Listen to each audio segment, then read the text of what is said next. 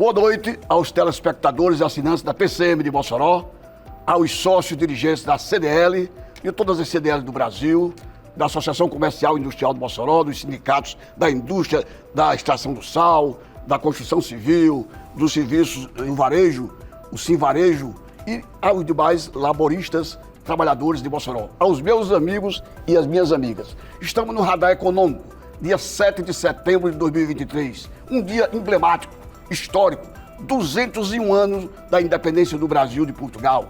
É um dia a se comemorar, dia da pátria, do Brasil, dos brasileiros, de 205 milhões de pessoas que já vivem nesse país, abençoado por Deus e proposto por uma grande natureza. País belo, do mar às montanhas, das florestas aos capizais. Brasil, 201 anos. Temos muito a que comemorar. São 500 anos de história e 201 anos de independência e de soberania. Brasil, Brasil, Brasil.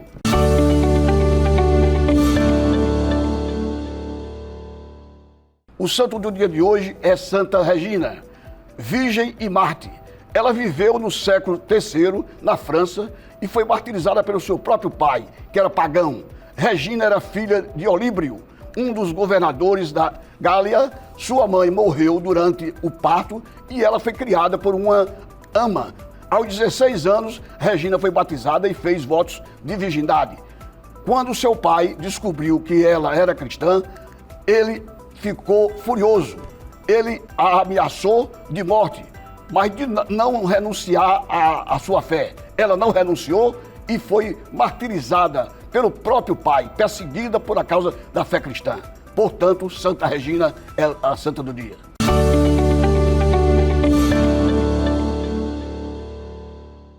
Os planos de saúde registram lucro de mais de 2 bilhões de reais no primeiro semestre do ano de 2023. E quem diz é a Agência Nacional de Saúde, a ANS. Resultado equivalente a 1,3% da receita total acumulada do período, que foi de quase 4 bilhões de reais. Os planos de saúde registraram um lucro líquido de 2 bilhões nos 6 primeiros meses do ano de 2023, segundo dados divulgados ontem pela Agência Nacional de Saúde. De acordo com a agência, o resultado equivale a aproximadamente 1,3% da receita total acumulada no período, que foi de quase 154 bilhões de reais. Portanto, eu retifico, 154 bilhões de reais foi a receita dos planos de saúde. Para cada 100 reais da receita do primeiro semestre de 2023, o setor auferiu cerca de 1,3% de lucro. O levantamento mostra ainda que o resultado líquido do primeiro semestre foi positivo para todos os segmentos. As administrações dos benefícios registraram um lucro de 260 milhões de reais. As operadoras odontológicas tiveram lucro de 327 milhões de reais. E os médicos hospitalares com um faturamento de 1 bilhão 460 milhões de reais. As operadoras médicos hospitalares, principal segmento do setor, fecharam o semestre com um resultado operacional negativo de 4 bilhões e 300 milhões de reais, dinâmica que já vinha sendo observada no ano passado. Esse prejuízo operacional foi compensado pelo resultado financeiro, recorde de 5 bilhões e 900 milhões de reais, advindo principalmente de remuneração das suas aplicações financeiras, que acumularam um total do período de quase 105 bilhões de reais. Com relação à sinistralidade, a relação entre as receitas das operadoras e do desembolso para as despesas estabelecidas de níveis elevados indicam que afetam o setor em muito pouca coisa. No primeiro semestre de 2023, a sinistralidade fechou em 87,9%, cerca de 0,9% abaixo do esperado para o período. Portanto, os planos de saúde não têm do que reclamarem e os clientes, os seus atendidos, é que devem estar reclamando, porque todo dia esses planos de saúde estão colocando à frente batentes, pilares, patamares para se obter um direito que é líquido e certo num contrato feito há 20, 30 anos e que todo dia o contribuinte, o participante, é esbulhado do seu direito.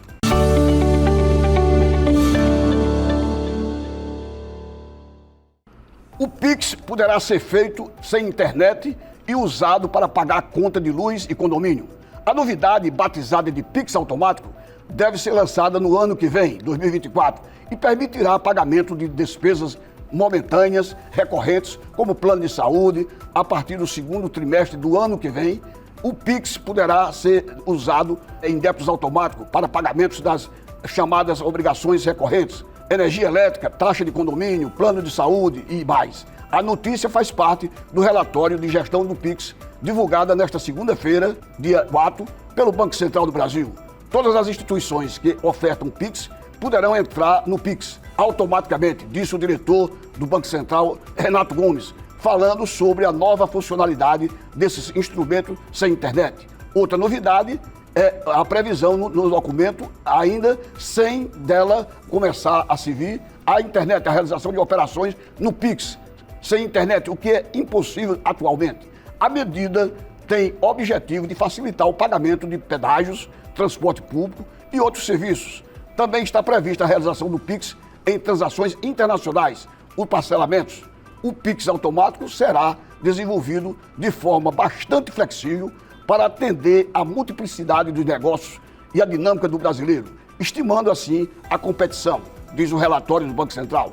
Dada a maior quantidade de agentes aptos a oferecer solução para recebedores, esbarra no custo também que monitora o programa e é melhor do que o atualmente observado da oferta dos serviços. Portanto, você não tenha dúvida, meu caro telespectador, a partir do segundo trimestre de 2024, nós teremos o Pix também sem internet.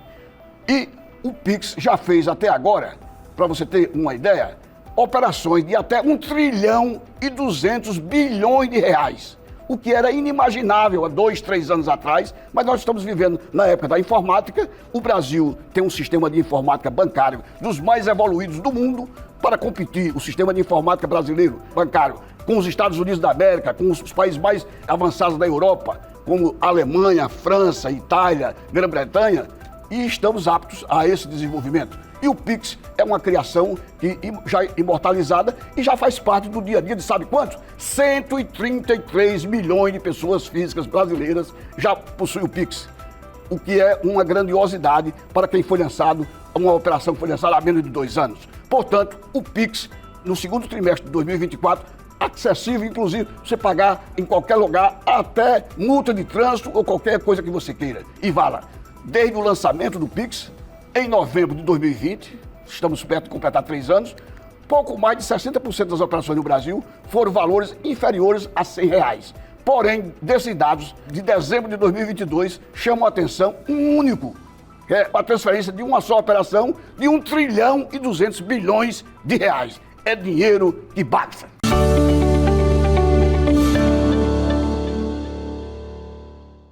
O faturamento para o MEI deve incluir 470 mil empresas no regime, entenda como, o governo e o Congresso articulam para elevar o valor de 81 mil para 144.900 mil reais através do movimento de empreendedorismo na tributação. O governo federal, em conjunto com deputados e senadores ligados ao setor do comércio e serviços, planeja avançar com um projeto de lei que amplia o limite de faturamento da categoria de microempresário empreendedor, o MEI, no Brasil, passando esse faturamento de 81 mil até 144.900 reais ao ano. Com a mudança, o número de MEIs no país deve crescer até 20%, de acordo com a estimativa da Confederação da Associação Comerciais e Empresariais do Brasil, a CACB. Já o grupo de trabalho do MEI, no Fórum Permanente das Microempresas de Pequeno Porte, diz que deverá estimar em 470 mil empresas com faturamento entre 1 mil até 144.900 reais, o que é uma novidade e um aperfeiçoamento para a contribuição das empresas que prestam serviço e pagam.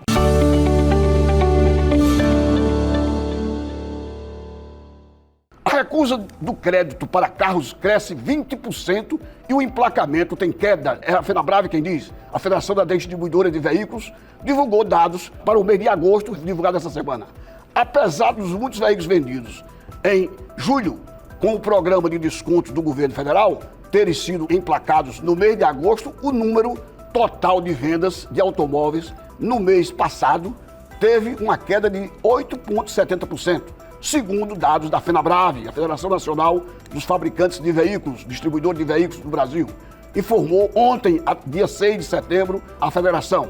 É que os juros elevados no financiamento e o ambiente pior para financiamentos nesta segunda metade do ano, os recursos do programa do governo para financiamento dos carros populares se esgotaram no mês retrasado.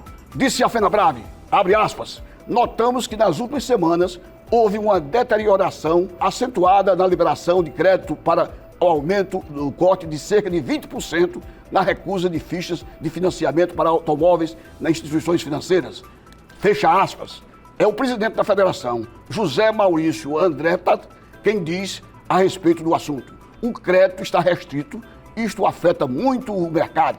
Na avaliação da federação, as ações do governo estimularam as vendas de forma temporária, mas a queda no mês passado mostra a necessidade de ações mais concretas ao longo prazo.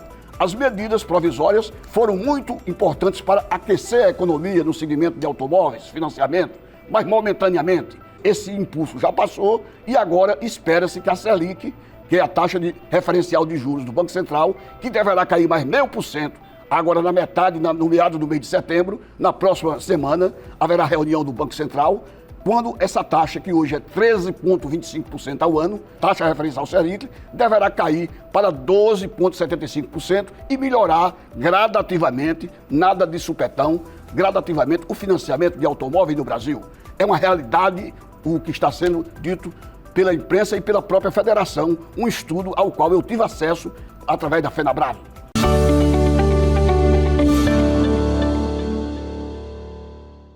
A Petrobras desistiu oficialmente de vender o polo para o PetroRecôncavo, mas fecha em alta as ações da Petrobras com o aumento do preço do petróleo no cenário internacional.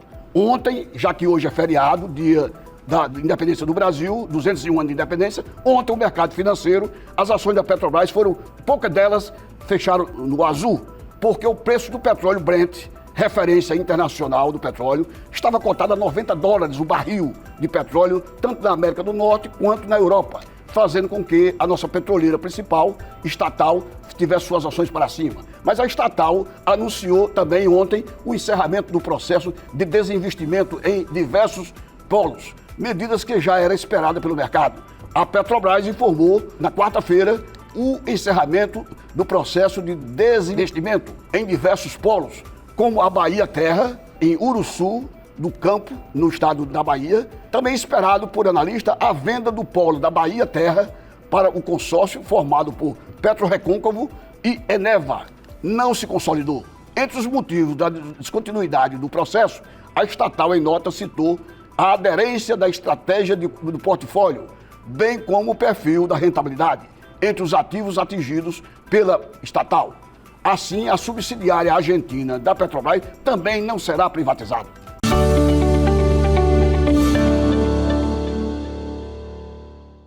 Uma notícia norte-riograndense. O número de empresas do Rio Grande do Norte fechada cresce 28% no primeiro semestre. O Rio Grande do Norte registrou o fechamento de 3.729 negócios no primeiro semestre de 2023, entre micro, pequena, média e grandes empresas.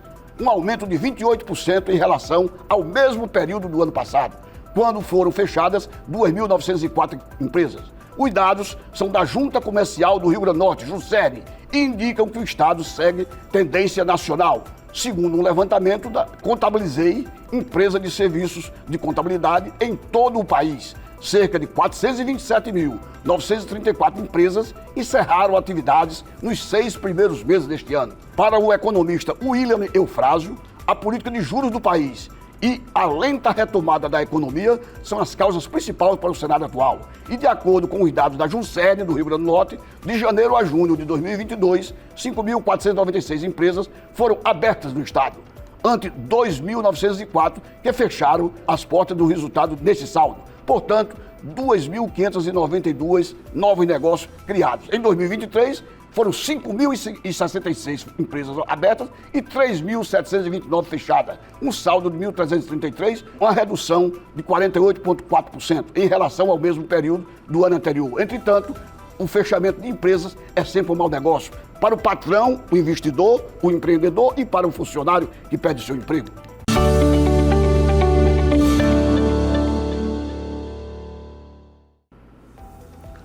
O governo já enviou para o Congresso Nacional o orçamento do ano 2024 e veja os principais pontos da proposta enviada pelo governo de Luiz Inácio Lula da Silva. O projeto prevê um superávit de 2 bilhões e 800 milhões de reais, salário mínimo de R$ 1.421, o projeto de lei orçamentário anual de 2024, o primeiro elaborado pelo atual governo, foi enviado ao Congresso Nacional na quinta-feira, dia 31 de agosto, data limite para a entrega do texto. Agora o Congresso terá até o fim do ano para fazer modificações e aprovar a proposta. A proposta orçamentária de 2024 traz o objetivo de zerar o déficit público previsto no arcabouço fiscal. Nova regra para controle das contas públicas, substitui o texto de gasto. O governo prevê sair do rombo neste ano, projetando 145 bilhões e 300 milhões de reais da equipe econômica para um ligeiro superávit de 2 bilhões e 840 milhões de reais. Ainda assim, representa 0% do PIB em relação à tabela de despesa e receita. O resultado depende do Ministério da Fazenda garantir 168 bilhões de reais extras no próximo ano. A equipe econômica prevê que o montante deverá ter a viabilidade por meio de um pacote arrecadatório com medidas já aprovadas ou que ainda precisam passar pelo Congresso Nacional, que inclui mudança do Conselho de Administração de Recursos Fiscais, o CARF, aprovação pelo Senado na quarta-feira, já que foi feita na quarta-feira, dia 30 de agosto, a aprovação pelo Senado da mudança da jornada de tributação dos chamados juros sobre capital próprio e enviada ao projeto de lei no mesmo dia para a proposta orçamentária da taxação dos super ricos, por meio das mudanças orçamentárias. Mesmo assim, trilionário, o nosso governo federal continua gastando com empregos, mudando ministérios a seu real prazer, negociando Centrão, PT, PT Centrão e partidos aliados, e a busca da educação, da saúde, da segurança pública, da mobilidade urbana, dos grandes problemas nacionais continuam sendo tratados em segundo plano. Vamos esperar para o que vai acontecer até o final do ano. Esse orçamento trilionário será para o ano 2024. Aguardemos, pois.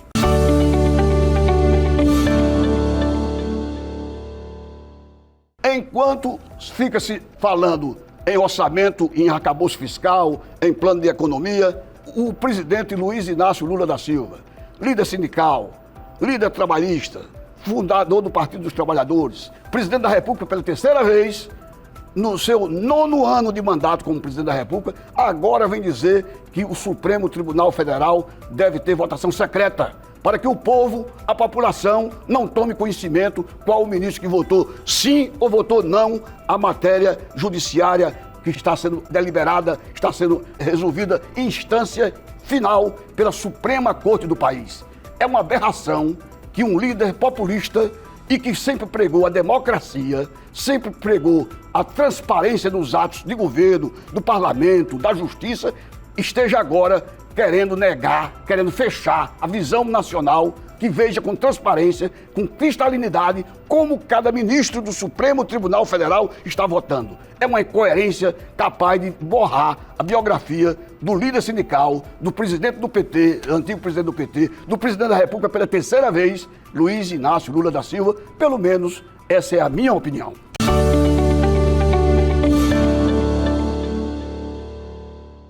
A venda da Copenhague para a Nestlé deve recuperar 4 bilhões de reais. A Copenhague havia sido comprada em 2020 pela gestora da Private Equity Advent, que decidiu sair do negócio. Agora, a Nestlé e a Copenhague estão em vias de assinar um acordo de compra e venda da companhia brasileira para a multinacional da Suíça, que é a Nestlé, segundo confirmou o Business Journal da Inglaterra. 4 bilhões de reais é o preço da negociação da companhia brasileira Copenhague, que vai ser comprada pela Suíça Nestlé. Aguarde que até segunda-feira esse martelo deverá ser batido.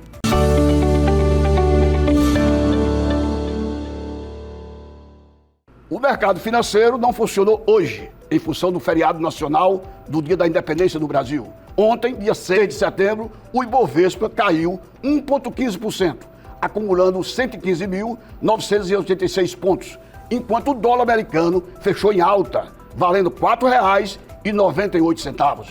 Boa noite, até quinta-feira da próxima semana, dia 14 de setembro, neste mesmo horário, 20h15, onde estaremos aqui na TCM para abraçá-los a todos com mais um Radar Econômico.